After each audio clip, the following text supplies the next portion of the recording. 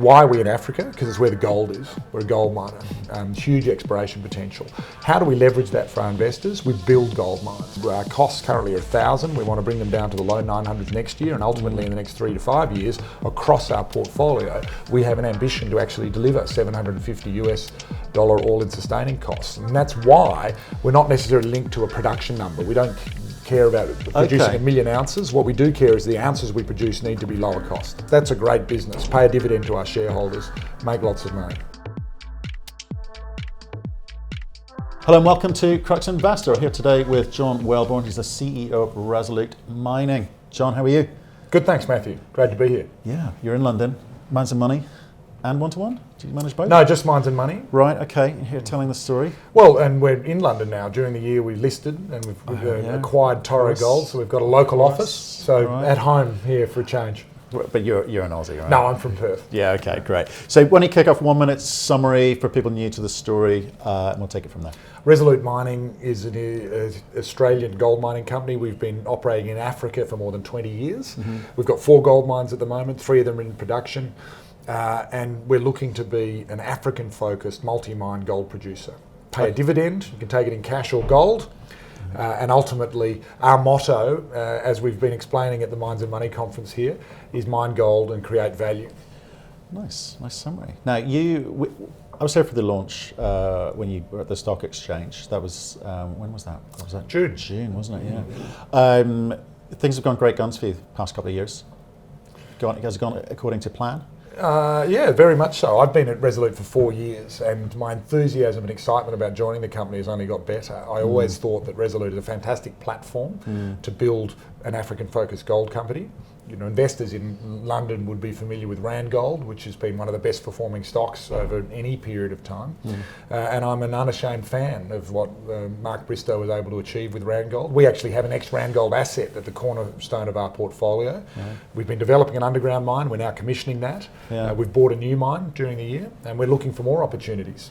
Okay, I'm excited to understand a little bit more about the way that you guys think about this. Obviously, you're growing. You know, if I look back at the beginning of 2018, you had 140,000 ounce. That's something slightly above that. Now, end of the year, you're going to look at 400,000 ounces. So you're growing the ounces. You're trying to build something. Can you describe to us maybe 4 years ago when you walked in what you saw? Yeah, it's good. Well, I sort of would claim to have reverse recruited myself into the role. So my observation of Resolute probably started 2 years before that, where actually I was working on an iron ore project in Africa in the same building. Right. But 4 years ago, Resolute had some debt and balance sheet issues. Our asset in Australia was at the end of its mine life, and Syama was coming to the end of its open pit mine life, with some somewhat uncertain future as to whether it was an underground mine or not. And so production was trailing off, and it was a little bit of a challenging time. So, but the strategy outside the business has been exactly what we've done over the last 3 or 4 years. Syama is a 10 million ounce ore body. It's a world-class ore body, which is why Randgold owned it.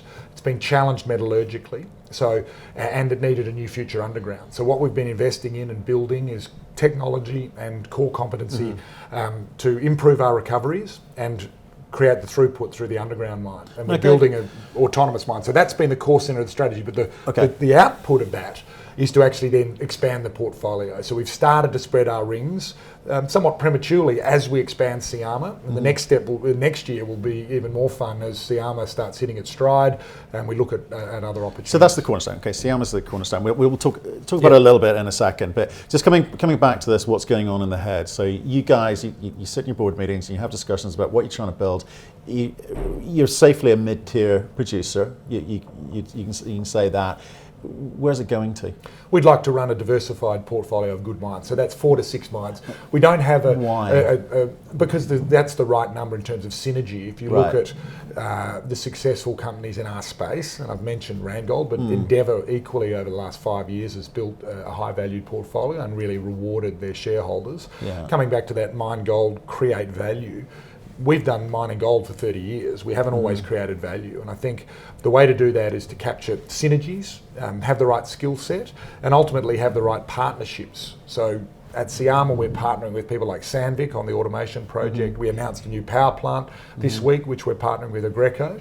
But the most obvious partnership is with the governments of Africa. We're equity partners with them, and the right number of mines, I think, is the ones where you can manage those partnerships correctly. See, I think that's kind of interesting because companies evolve as they grow. They evolve. The types of skill sets evolve and change. So you've made some acquisitions. You've got four here, but you also talk about some shares in other operating mines as well.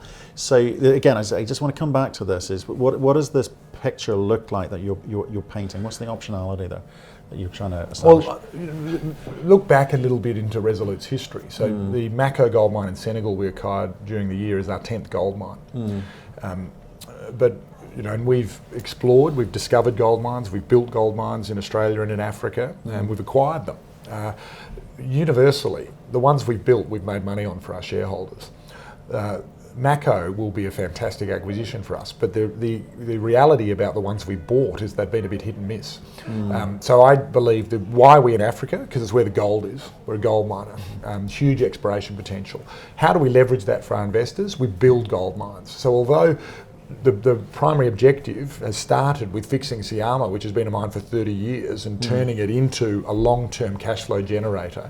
The real ambition is to use those cash flows from mines like Syama and Mako to get on top of new ounce positions and build new gold mines that make money. The business plan, if that's what you're asking for, is to acquire ounces for a fraction of their value, $50, $100 an ounce in the ground. Build the mechanism on top of them, the CIL plants or the crushers and the grinders and roasters and everything else, that extract them at a margin of $500 or $600 an ounce. That's a great business. Pay a dividend to our shareholders, make lots of money. Right, so I mean, you're saying and doing all the right things, it seems, but you consider yourself a miner now, or you're a financier? Because you've reached that stage where we're talking some big numbers, right? You don't grow a company quickly. Well, I think generally we're still a tiddler in the global landscape now, with Barrick having merged with Randgold and Newmont and the big miners. I mean, we, as you say, in 2018 we produced roughly 300,000 ounces. This year we'll do 400, and next year we'll aim to do close to 500,000 ounces. And so we're starting to have significant cash flows. But we're definitely a miner. We're a gold miner. You're a gold miner, but you've got to finance all of this, right? Yeah, sure. It's not coming out of cash flow.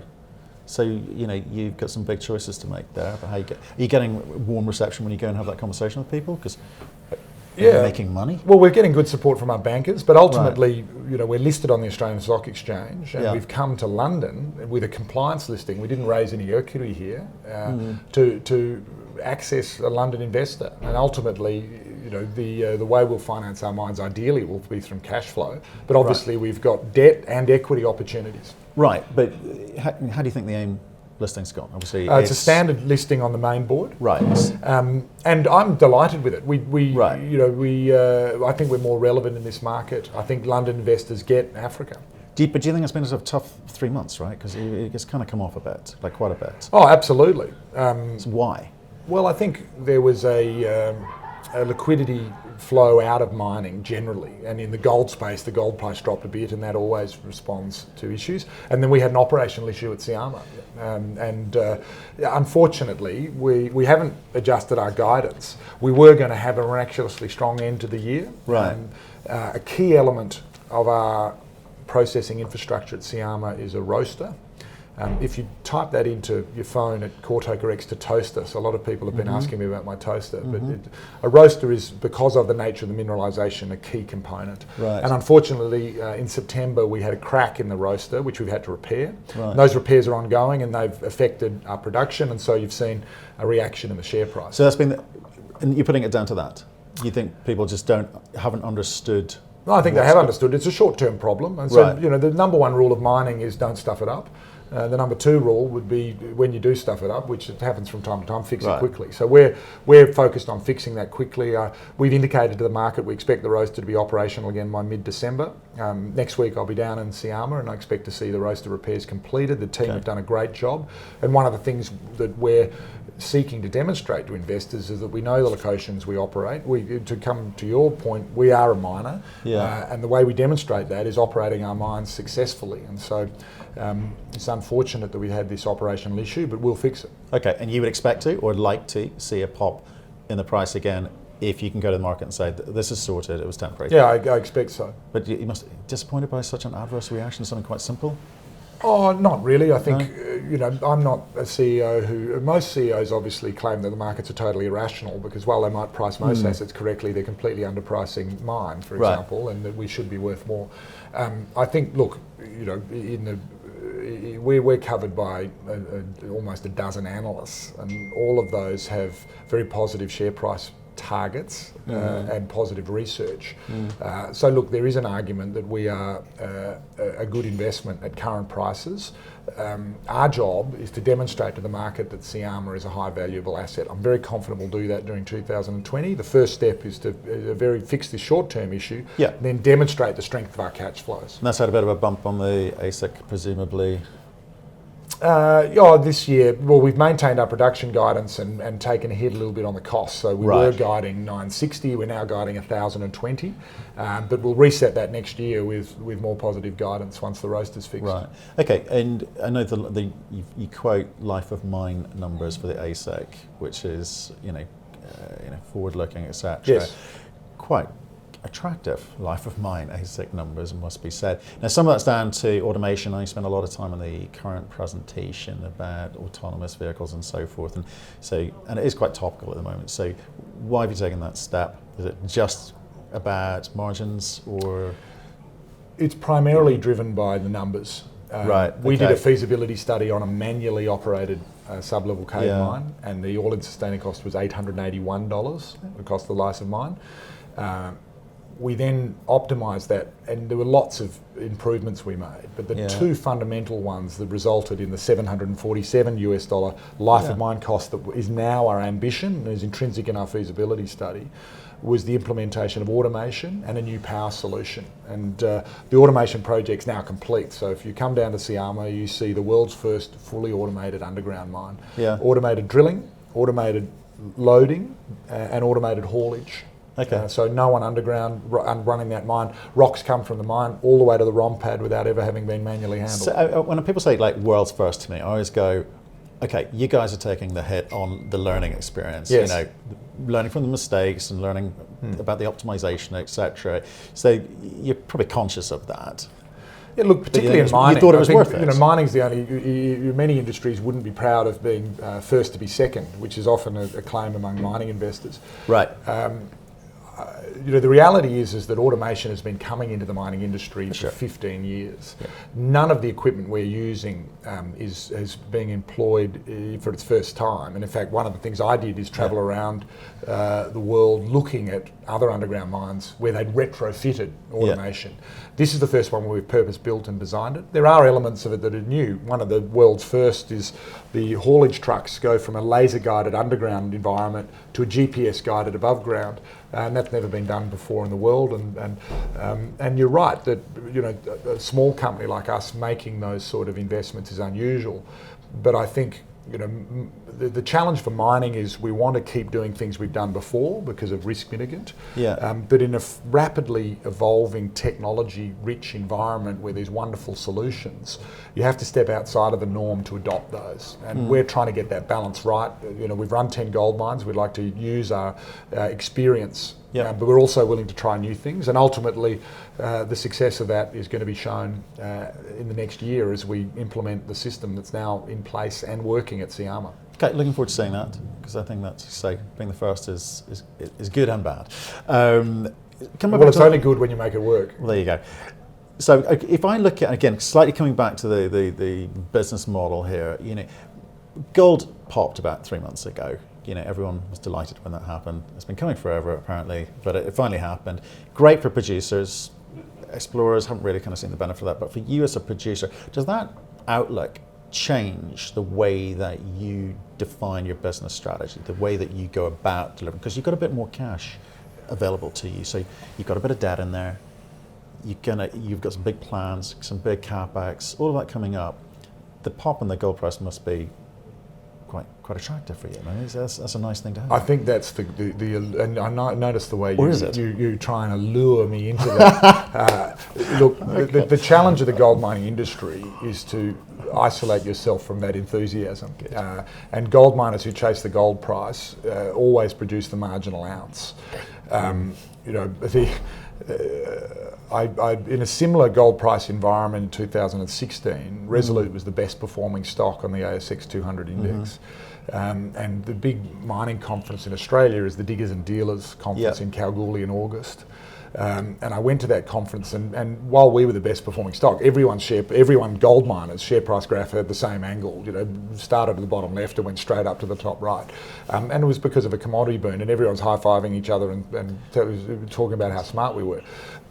The presentation I showed to my management team, and certainly has been a huge influence over how we try and run our assets, was at the same conference. FMG presented that they'd taken their cash cost of delivering iron ore from $50 a tonne to $13, and that's a miracle. And if we could do, I said then, if we could do one small part of that in the mining industry, we would be the best gold miner on the planet. So we're not chasing. I think that the thing that gold miners need to be is disciplined. Obviously we'll enjoy higher gold prices. So to your point, yes, our cash flows look better. We bought an asset at the right time. The gold price went up. We look like geniuses. But ultimately, to be successful over the long term, we need to operate in a variety of gold prices, because while it has gone up, it will come back down. It may keep on going. Great, we'll do even better. But our job, and the reason why we're willing to invest in technology and have the ambition to take our all-in sustaining cost to $750 an ounce, because we may be operating in a $900 gold price environment. Now, if we can be $750 and the gold price is 2,000, well, even better. Happy days. So, okay, you're cautious. Well done spotting that. Financiers, though, sometimes not so cautious. So are you finding your conversations easier to have as a result? Not really. I think bankers, particularly debt financiers, are remarkably resilient to short-term commodity prices because, unlike investors, they've learnt the hard way of what happens when you chase the commodity price. So we're not seeing a huge distinction, and as you said earlier, you're not seeing that higher gold price flow into heady economic equity support for the junior explorers.